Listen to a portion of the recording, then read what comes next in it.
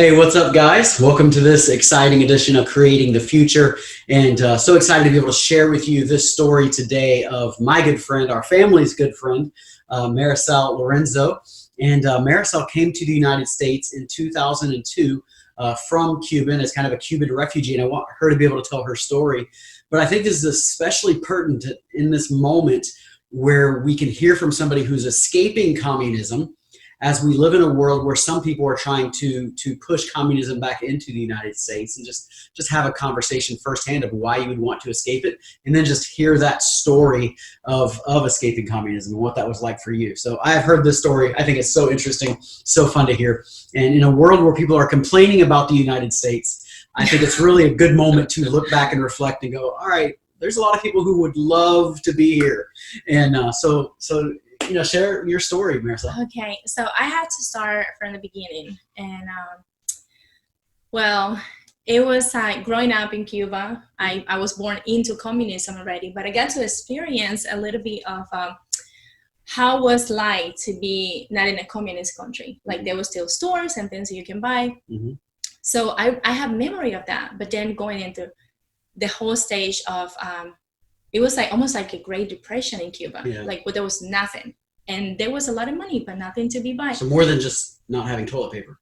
Oh, I did not know what toilet paper was until I was oh my goodness, I was already 15, 16 maybe. There was no. So empty shelves. Yeah, and not even toothpaste or soap. But anyways, my dad, I was raised in a single mom home, and my dad came to the United States in 1980, and he escaped Cuba. Okay. When things got bad, he fled, and I was only 6 months old. So my mom always had the idea of leaving, but she was afraid to live with a kid, and I was only 6 months. Mm-hmm. So she stayed behind, and she went to school, so she never left. So I grew up without my father and with an extremely workaholic mom. Yeah. The way that shaped me was that always I had this idea of leaving Cuba, and it was more of a seed that was planted in me. The moment my dad left, I was like, well, this is what I need to do. Did you get to talk to your dad much after he left, or no, not at all? There was no communication between Cuba and the United States. Did you have any other siblings or anything, or was it just you? It was just me. Okay. So my mom was trying to raise you by herself. Yes. My mom was, yes, sir. My mom was a med student, second year of med student. Mm-hmm. She got pregnant she went on an adventure with my dad. And everybody said, this baby cannot be born.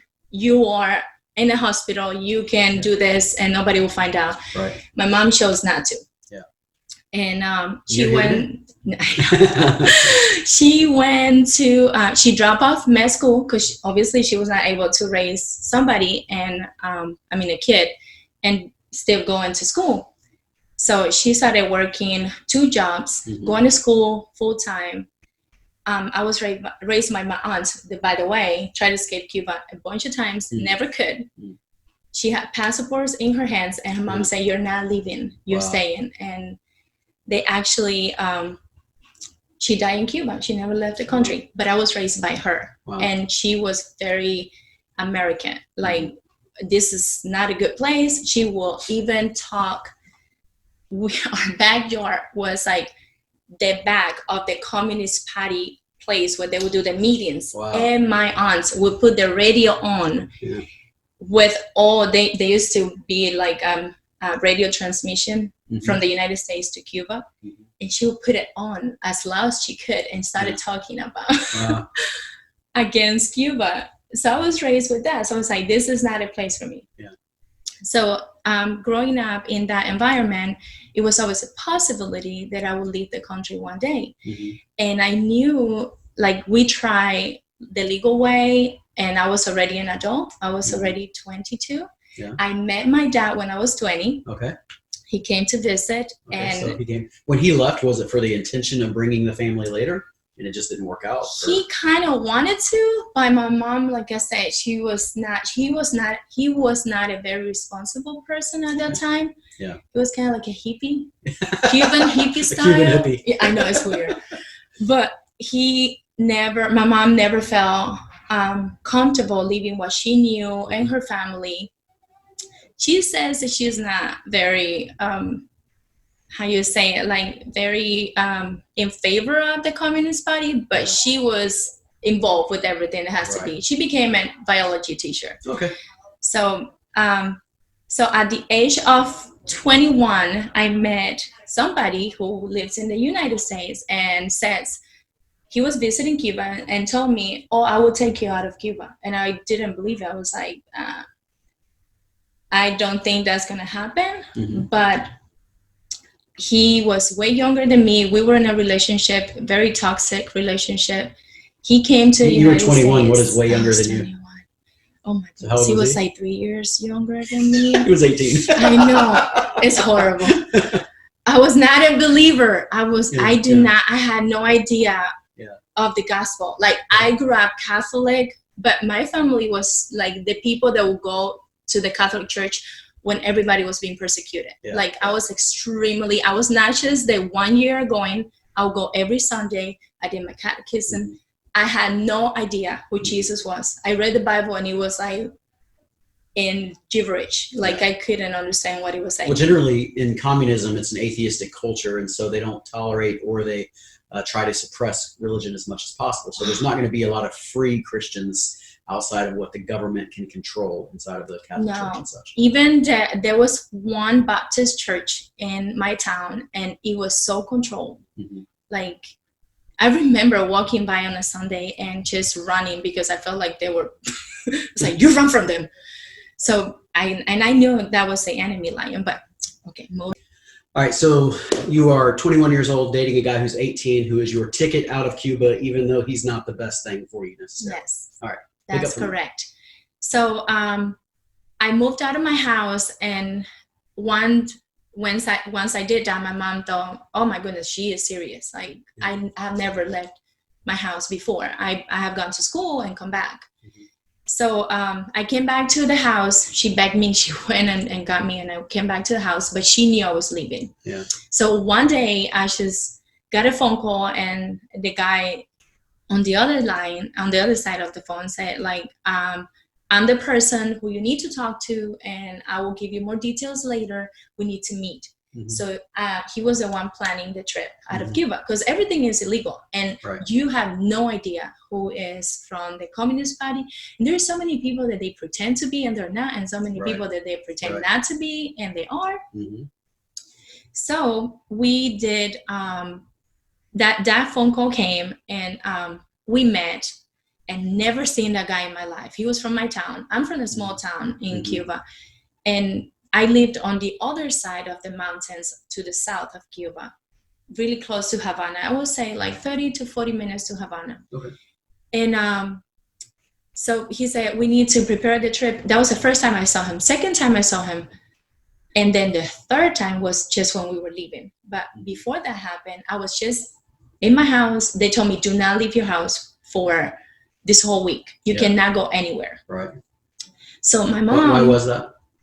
Why? Why do they not want you to Because they don't want you to be in contact with other people, and because it's a random thing. Potentially say something to somebody. Or since it's such a like random, like any day, any hour.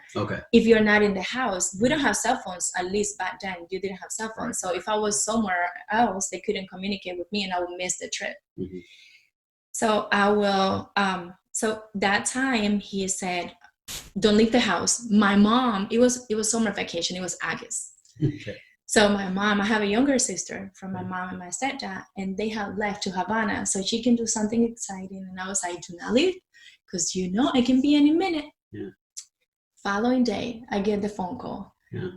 You need to be this is in Cuba, the highway. Not everybody has cars. Like actually a handful of people in a neighborhood will have a car. A lot less people with cars. Yes. So they told me, go to this spot and wait there for somebody to pick you up. I had no idea who it was going to be. I have no idea how long it would take, but I knew I had to leave at that moment.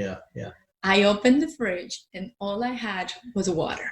There was no food. Wow. And I remember I just had bought bread, and I got a backpack, I did have a new outfit that I was supposed to wear when I was leaving. Okay. It was brand new and brown tennis shoes. Right.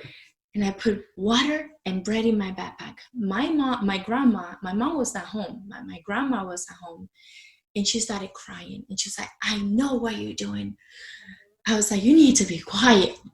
Because we live in an apartment building that everybody keeps their door, the windows open all day long. Yeah. So you had to be hush hush if you want nobody to find out. So she stood in the balcony and watched me walk. It's almost like 2 miles from my house to the end that I need to turn to go to that spot. Okay. And it's almost 2 miles straight line. I can see her standing in the balcony until I turn. I was sobbing. And I left. So when I got to that spot, there were a bunch of people there waiting for cars to go across the mountains. There is a little town. Yeah, it'd be like a taxi stop in the U.S. sort of. Kind of. A lot of countries are like that. You go to one spot, everybody comes by to pick you up. Yes. So that wasn't unusual. No.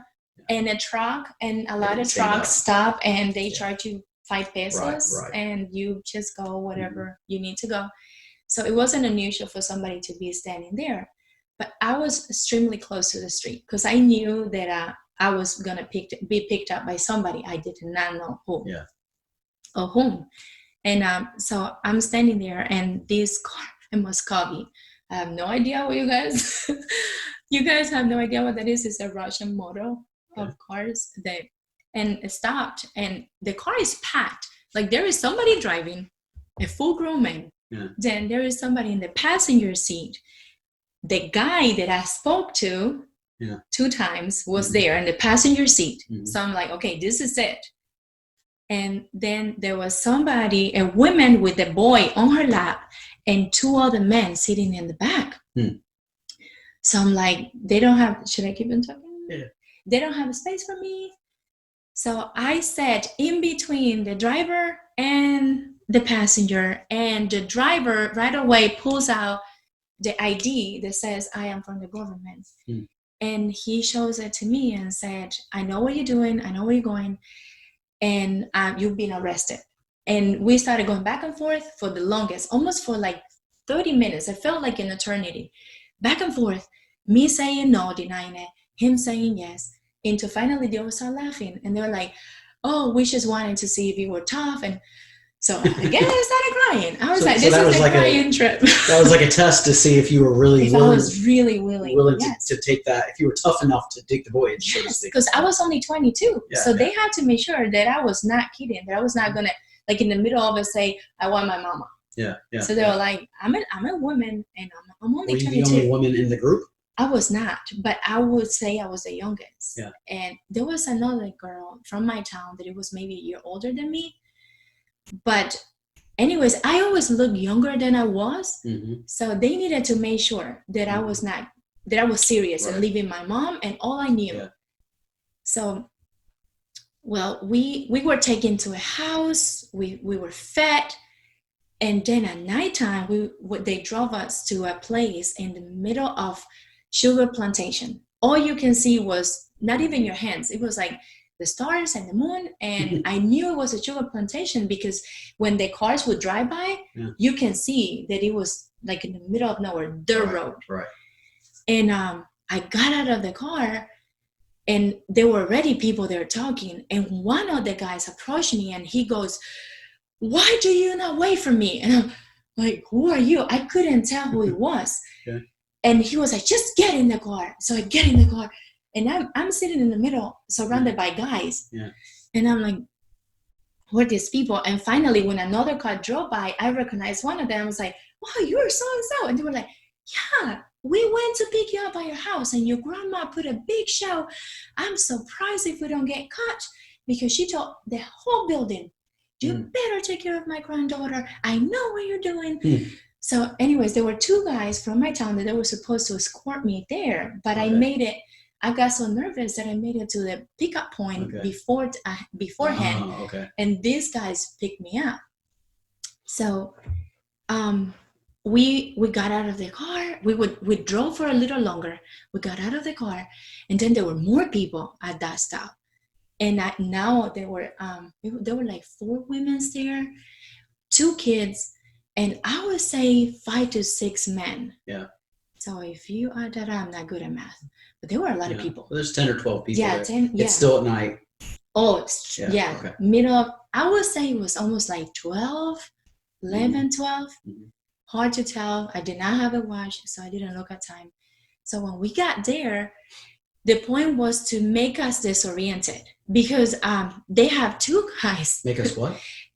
Like kind of like make you lose sense of location. Okay. Yes. So to get you lost, so you don't know where you're at. Yeah, get you lost. So you could never tell somebody else where you went. No. Right. Gotcha. You couldn't. Because the thing was like in that time they were ready people to Cuba to get people legally. Right. And it's human trafficking. Right. We would pay, almost everybody who was in the trip with me have to pay it was $12,000 per person when they will get to the United States. Yeah. And they will threaten you, like, if you don't do it, we find you, and we know who you are, and we know who your family is in Cuba. So when we got to that point, we started walking. We walked all night long. So many mosquitoes. I remember not being able to even speak because mosquitoes would go in my mouth. Yeah. There were a few people that they were already veterans, that they have done this a few times, and they had nets, and then I was like bread and water. And so the following day, we walked in the morning. We had to cross so much like mud, and some people lost their shoes, and we had to go back to get their shoes. Yeah. The kids were getting tired. The kids were about like 10 and 12 years old, I would say, about Samuel's age, Elijah's age. So we got to the mangrove. That would be, I left my house the 6th. That would be already the 7th. We spent all night there. I remember falling asleep in a branch. Like we were not able to sit on the ground because water was almost to our knees. Yeah. So many mosquitoes. We all ran out of water. So I was getting dehydrated. Mm-hmm. The kids were crying, and you had to keep them quiet. We can hear dogs barking. Like the Cuban Coast Guard was constantly walking up and down the beach. And they will, if you resist arrest, they will actually, they point guns at you, and one of the girls got shot another of the times. Mm-hmm. You have to imagine, these people have tried to leave the country, some of them even 9 times, and they were relentless. They were like, this is it, I have to leave. Yeah. That's how bad. It could literally cost you your life trying to flee the country. Yes. Yeah. A lot of, we hear stories in Cuba, a lot of people have died. Mm-hmm. The raft and I think it was in 2000 or maybe before, in the 1998, 97, it was so bad in Cuba. We didn't have electricity for weeks at a time. And people, like I remember my neighbors making raft, and they will go in the street and say, who wants to come? There was one thing that I remember one night, we were sitting in the front of the house, and we heard people talking, and my mom told my stepdad, let's go. And he was like, no, I want to leave, but not like that. And she was like, listen, I put me between my legs, you put Marisel, which is my sister, between your legs, and if we die together. My mom was willing to drown in the middle of the ocean without knowing where she was going. Wow. Because of that. And actually, by the way, they made it. The people that left my neighborhood, they made it to the United States. Awesome. So anyways, we were there for the whole following day. That night, the men started building with the inside of truck tires, the inflatable part, the floats, like the tubing. Yeah. They made a raft with 4 tubings, and they said, tonight, they're coming tonight. So we were all nervous, waiting for the nightfall. And I think it was night already, like for 3 or 4 hours, when they decided, okay, now is the time. I have no idea what made them decide that, but they have radios that they can talk and communicate. So they're keeping track of something. They do. And they have a radio. They had a walkie-talkie that they can talk to the people in the boat. So we kind of knew that they were out there. We couldn't see it because they cannot get too close. and their lights are off. So they made the raft. Imagine, we were all so nervous, and you have to be quiet. And we got on it, and all the women were sitting on it, and the men were swimming, trying to push this for God knows how long, because we couldn't see the boat. They couldn't come any close. And I remember me getting so nervous that I jumped in the water, and I started like telling them, like, pit talking, and I was like, we can do this, let's go, we can swim. So you were helping push the boat. I was helping push the raft. The raft. I guess adrenaline kicked in. And you're not gonna let the men do that. I'm not. It was just. It was just like I felt that I needed to do this. Like there was one detail, one of the most important details. During the whole thing, they were calling me Lucky Charm. And it was like something inside of me, like I knew this is what I'm made for. Like I need to do this. And looking back, now I'm going to point to Jesus, because I have to, after all of this. I believe that the hand of God was over me. I was the only person in that group that have tried the first time trying leave the country, and I did it. Everybody else have tried several times, at least 2 times. So they were like, oh, we made it this far, because the way they do is by steps. So if you make it so far, it's like you're getting closer. So they were saying like, oh, we made it this far. Oh, good for you. You're a lucky charm. So I was like, oh, like I did not know who to accredit that. Back then, I did not know the Lord. So we made it to the boat. Of course, after all that rush of adrenaline, I almost drowned, because I was just like, it hit me like, I'm doing this. So they actually had to pull me up and get me in the boat. So you get off the raft get onto the actual get into boat. the actual boat, which it was only a 17 feet long boat with 2 Yamaha motors overboard. 2 Yamaha motors. Yes. So I've never seen one, but to me it looked big. Now looking back, it was like, that was scary. I would not do that again, ever. So it's a little boat with a lot of motor. Yes, and we were, plus the other 2 guys, it was like, I would say almost like 17, 18 people, I think, total, with kids and mom. So they put all the women in the back, in the little seat. There was no seat in the front, so the men have to lay down on the floor in the front. And they had like the little house that you have in the middle, like with the the console where you steer. It was right in the middle. And they offer us something to drink. And I remember, I do not like soda. And the only thing those people brought was soda. So I was like, I want water. Like they were like, we don't have water. So I remember me drinking soda and feeling even more thirsty. So we started driving in the middle of the night, and they couldn't turn the lights on. They were going extremely fast, to a point that there were some times that I felt that we were gonna tip over. And when they left, like the Gulf of Mexico is very dark and very rough. There's only moonlight and starlight. Yes, I've been into cruises, and now looking back, I'm like, even in a big boat, so you feel like, oh my goodness, this is scary. Imagining that little thing, and the way they were rushing and like just driving, it was very fast, scary. I remember the men screaming because they would fly out so high that they would bump. And we were sitting in the back, so we didn't feel that much. And I'm always like, my mama instinct kicked in. So one of the boys, I just grabbed him and put him between my legs and put my legs over him, just in case. I was like, just in case he flies up, he doesn't fall. And they told us, like, if you fly off, we're not turning around for you. We're not. We are going. We're on a mission.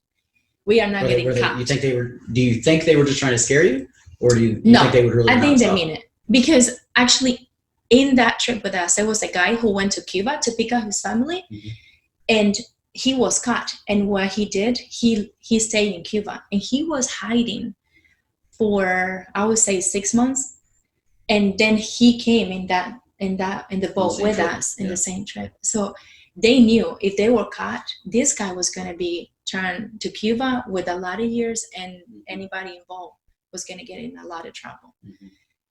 So, so you're going across the Gulf from yes. Cuba to, did you go to Key West? Where were you going?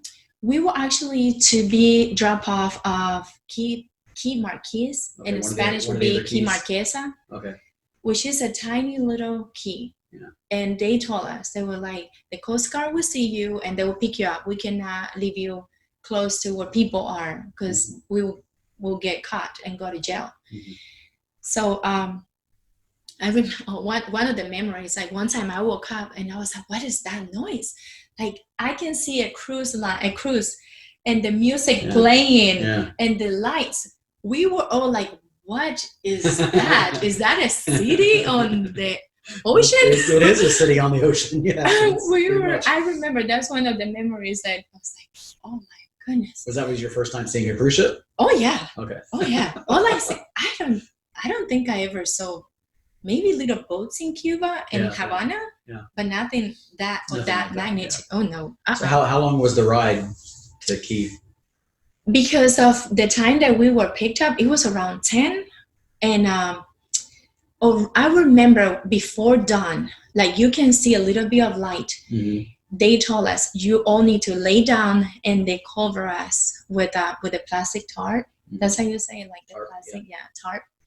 And they told us we are having issue with the motors. We won't be able to drop you off where we are supposed to.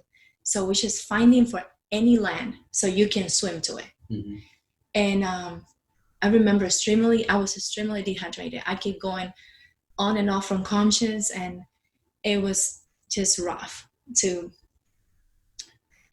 be laying there. And I won't go into details, but when you're dehydrated, you vomit. Yeah. And things happen. And you get more dehydrated. And you get more dehydrated. So when we were there, the sun came up and they told us, get up and swim and we can see land. And it wasn't far. And the water in Key West is so clear that I was not afraid to jump in. I was like, and you couldn't reach the bottom right away, but as soon as we started swimming, we can reach the bottom. It was very shallow. Yeah. So we got to the little key and we spent all day in the scorching sun, no water, no hope, because the boats will not get close to that key because the sand, it was too shallow. Yeah. So they will go around it. So I remember I lost conscience. To me, it sounded like I fell asleep, like I was falling asleep. I was like, I'm just tired. I'm just going to fall asleep. But now I know that I was just extremely dehydrated. Mm-hmm. And when I passed out in the sand. Like I had no idea. And when I woke up, they said, oh, the men's found a rope and they tied each other and they swam to the other key and the Coast Guard is coming. That's all I remember. So Coast Guard got there and I would say it was around 8 p.m., 9 p.m. So when they got there, they told us, swim to us. And we started debating because if you were caught in the water, you consider wet feet and they return you to Cuba. But if you were caught in land, that was the law of dry foot, foot, wet foot. You were explaining that before. So if they catch you in water, then they send you home. But if they catch you on land, you can stay. You can stay. Basically. So I fill up my backpack with sand. I put it over my head. And so you were taking sand with you no matter what? With me. Because I said, I was in my mind, I was like, I'm dying. Yeah. These people want to help us. I have proof. They were laughing. Like the Coast Guard, they were like, funny. They were laughing at me. And I was like, I don't care how hard you laugh. I will not go back to Cuba. I struggled to leave. Wow. I left everything I know behind. I'm not going back. So after I did that, everybody else followed me. And again, they were like, Lucky Charm, all because of you. So and now looking back, I'm like, your love and your mercy. It's like you know the future. So it was like you paved the way for a sinner like me to come to this country to encounter the gospel. And now that I couldn't have done that in Cuba, it was just like his mercy, it was kind of like the Lord knew that I needed that step to be away from all wrongdoing, from everybody I knew, from comfortable, to bring me to this new land for salvation. So after that, so the Coast Guard picks you up. Yes, and they take you to Key West, where they make you sleep on the ground, and they don't give you anything. Not at this even point, a you probably blanket. didn't care. You slept anywhere. Oh, I was so sorry. They give me water. Yeah. They give me water. That's one of the things I knew how to say in English, and I remember that from school. Didn't you say they gave you the crackers too, the orange crackers? Oh, that was later. Okay. Then they put us, after Coast Guard, after Key West, they put you in like a prisoner bus, and they drive you to the main place where they're going to do all your fingerprints and give you, because when you come from Cuba, you have privileges that other people don't. So they give you a paper that says you're legal to be in the United States, but it takes all day for them to do that. Right. All day. And we were hungry. I remember grabbing my pants, had a zipper and a button, and I can go open it and go around. Wow. So I will have to do that constantly and fold it, because I lost like so much weight. Yeah, well, you're dehydrated and not eating and everything altogether. Yeah. And it has been already a while. Like I think I left. I still debate that I left Cuba earlier, because all of that took almost almost 4 days that I actually. It was the 8th. It was August 8th when my papers officially I arrived in Cuba, and after that, I would say 2 days in Cuba, then the whole thing in the middle of the night, and then 2 days doing paperwork, and then they take you to Crom, and they treat you like you're a prisoner. Like they put you in the showers where you need to shower or whatever. They give you clothes like you're a prisoner, and they give me food. Oh my goodness, I was so excited. I have had apple one time in my life. That was the second time when I was in jail. So you got an apple? I got an apple and a ham and cheese sandwich. And I was like, what? Oh, they give me the crackers. You mentioned the crackers. When we were doing the papers to make you legal, we were so hungry. So in my broken English, I told them, like, we're dying, we need food. And they brought us the orange peanut butter crackers.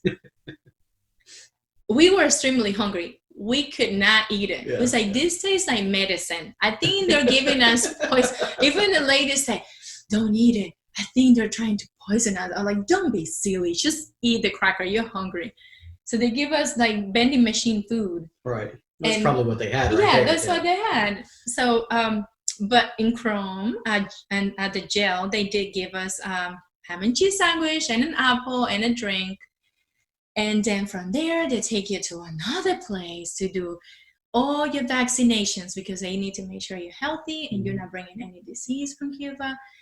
And then your family, they release you, and your family is supposed to be there to pick you up. So that's it. That was my story. So just the real quick version, but from there, did you have family pick you up? How did you end up? No, the crazy boyfriend was there with his family. Yes, okay. So you did have at least somebody to pick you up. Yes. Because you didn't speak hardly any English at this time, right? No, it's Miami. I mean, okay, yeah, it's Miami. English is the second language in Miami. Oh my goodness. If you guys have ever been to Miami and you want to feel like you're in Cuba, you should go. Because it feels like you're in Cuba.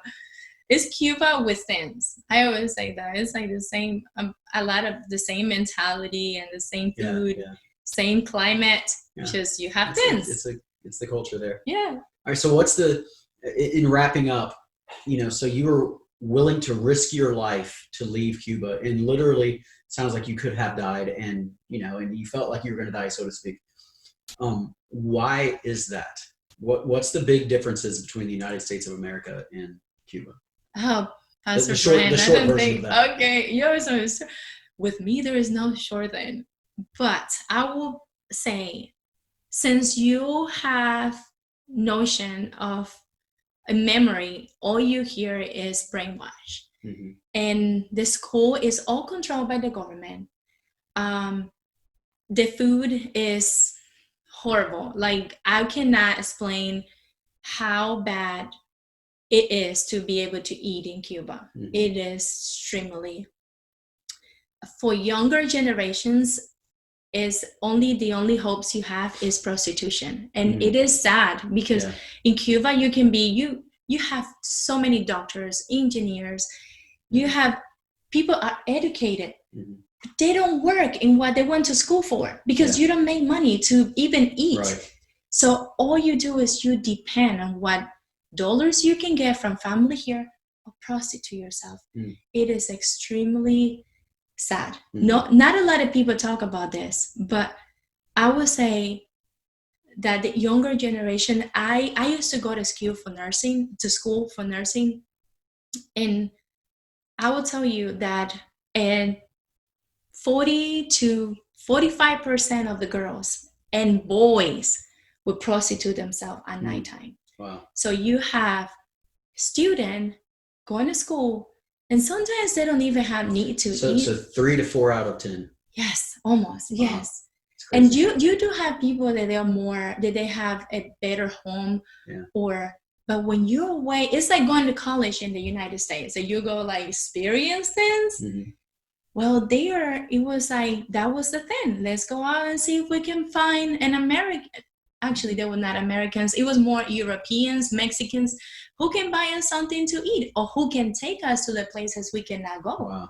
Because if you're not with somebody, with a tourist, you cannot enter certain restaurants or places. So it is, when I hear people wanting communism, I have a friend who's married somebody from, oh my goodness, it's not Germany, it's the other country next to it. Austria?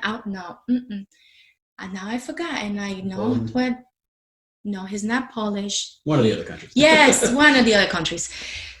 He experienced communism, and he said that he is so upset because of it. People wanting something so horrible. Abortion in Cuba is encouraged, is legal. Like me being a nurse student, doctors have to perform it, want it or not. And that is horrible. They have so many, because you're going to bring a baby into that. Yeah. I mean, it is very sad. Yeah. Well, I thank you so much for telling your story, and especially now that we're right here at the 18th anniversary. And I know Jose has his story too, which is pretty powerful. Yes.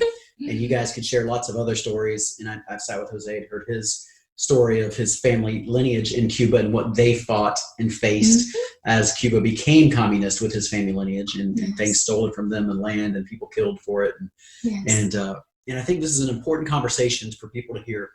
As we face an America that has a percentage, it's not a huge percentage, but a percentage who are fighting for socialism and communism and Marxism, which all that kind of fits together, and the Antifa people and all of that, that while America is far from perfect, we are a great country in the scope of things in the world, and especially with countries that are literally next door to us.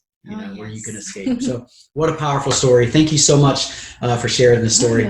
All you guys who are Creating the Future fans, thank you guys for watching this or listening to this. I hope it's been a blessing to you, and I hope it inspires you to create the future, and let's let freedom ring around the United States. And I want to encourage other people to tell the story, because I think my story was irrelevant, and it meant something to Pastor Brent. Yeah. And I know we all have a story to tell, so just don't be afraid and tell your story, because you don't know who's listening. That's good.